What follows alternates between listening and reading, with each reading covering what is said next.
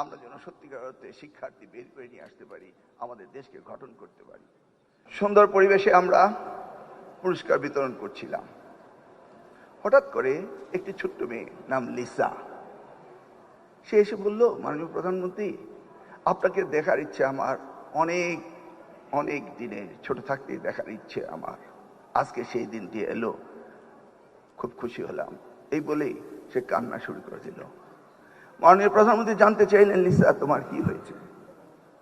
সে বলল, আমার আব্বা বিএনপি করতেন, সেই কারণে অত্যাচারিত হয়েছি, যার কারণে অত্যাচারিত হয়েছি তার কাছ থেকে আজকে পুরস্কার পেয়েছি, এটি আমার কতটা আনন্দের দিন।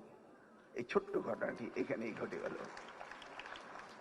আমরা সেই অতীতকে ভুলে গিয়ে আগামী দিনে আমরা যেতে চাই, আগামীর বাংলাদেশ গড়তে চাই। আর আগামী বাংলাদেশ গড়তে হলে একটি নতুন প্রজন্মকে, নতুন ভাবনাকে, নতুন চিন্তাকে, চেতনাকে নিয়ে কাজে লাগাতে হবে। সেই কাজটি করার নির্দেশ দিয়েছেন আজকের প্রধানমন্ত্রী জনাব তারেক রহমান।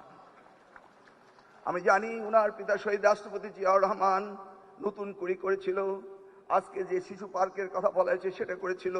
উনার সময়ে 21-এর পদক দেওয়া হয়েছিল, স্বাধীনতার পদক দেওয়া হয়েছিল বেগম খালেদা জিয়ার সময়ে। এই প্রত্যেকটি গুণজনকে সম্মান করার অভিপ্রায় ব্যক্ত হয়েছিল এই জাতীয়তাবাদী দল থেকে, এই শহীদ রাষ্ট্রপতি জিয়াউর রহমান, দেশমাতা বেগম খালেদা জিয়া থেকে। আজকে আমরা দেখতে পাচ্ছি আমাদের প্রিয় প্রধানমন্ত্রী, তিনি আমাদের তরুণ প্রজন্ম, আগামী প্রজন্মকে কত না ভালোবাসেন, কত না তাদের কাছে টেনে নিয়েছেন। আমরা সত্যি আনন্দিত। কয়েকদিন আগে 20শে জুন আর্মি স্টেডিয়ামে সারা বাংলাদেশ থেকে এই 22 লক্ষ ক্ষুদে খেলোয়াড় আমাদের প্রাথমিক স্তরে তারা ফুটবল খেলতে এসেছিল, তাদের প্রতিযোগিতা হয়েছিল। ফাইনাল খেলার দিন মাননীয় প্রধানমন্ত্রী ছিলেন।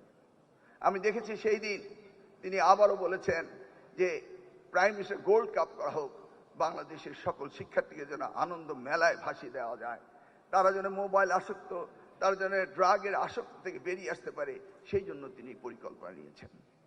তিনি শিক্ষা খাতে বাজেট বাড়িয়ে দিয়েছেন, আমরা সেদিকে কাজ করছি। তিনি ওয়ান টিচার ওয়ান ট্যাব সেই ব্যবস্থাটি করছেন, মাল্টিমিডিয়া ক্লাসরুমের ব্যবস্থা করছেন। আগামী প্রজন্মকে সত্যিকারে এই শিশুদের থেকে আমরা যেন সত্যিকার অর্থে শিক্ষার্থী বের করে নিয়ে আসতে পারি, আমাদের দেশকে গঠন করতে পারি। আমি বক্তব্য না বাড়িয়ে আবারও ধন্যবাদ দিয়ে বলবো, মাননীয় প্রধানমন্ত্রী, যে প্রত্যয় আপনার রয়েছে, যে নির্দেশনা আপনার রয়েছে, যেভাবে আপনি জাতি গঠন করতে চান, ইনশাআল্লাহ কথা দিচ্ছি আমাদের মন্ত্রণালয় আমরা সকলকে নিয়ে আপনার এই অভিপ্রায়কে সার্থক করব, এই আশা ব্যক্ত করে আমি এখানে বিদায় নিচ্ছি। আল্লাহ হাফেজ।